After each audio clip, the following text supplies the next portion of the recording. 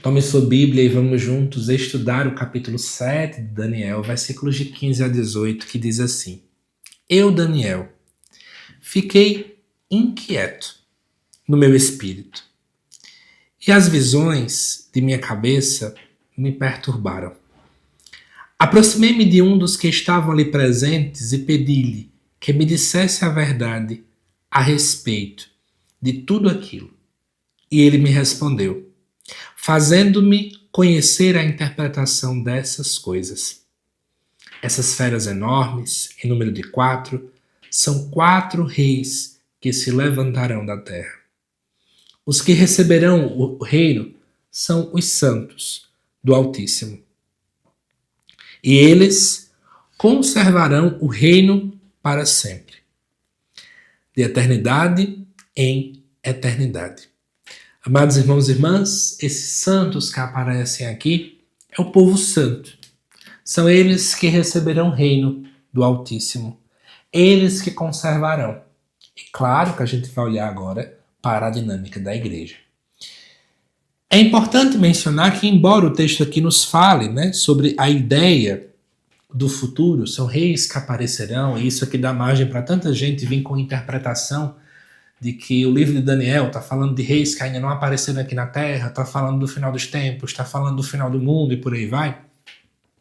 A gente tem que lembrar que o texto de Daniel, e eu falei isso no vídeo de introdução ao livro, é importante que vocês assistam, ele descreve uma época lá por volta do ano 500 a.C., 550 a.C., mas ele foi escrito lá na época de Antíoco IV Epífanes, que aconteceu ali mais ou menos por volta, anotei aqui para dizer a vocês, por volta do ano 175 a 164 a.C. Então é óbvio que se eu escrevo como um personagem que vive há 400 anos atrás, eu vou falar no futuro, mas já é o que já aconteceu. E de fato, são de reinos, como já vimos aqui nos vídeos. Reinos seriam esses. Seria, na verdade, a Babilônia, Medo-Persa, seriam os gregos e depois o Império Romano. Mas olhando ali para o texto, é interessante saber que um profeta nem sempre entendia a mensagem. Nem sempre nós entendemos a mensagem. Deus fala conosco, mas nós nem sempre vamos conseguir entender. Aí você pode dizer, então esse anjo que fala com ele tentou satisfazer a curiosidade de Daniel? Não. Na verdade é fortalecer a esperança, não apenas na figura de Daniel, mas de todo o povo que estava lendo esse texto.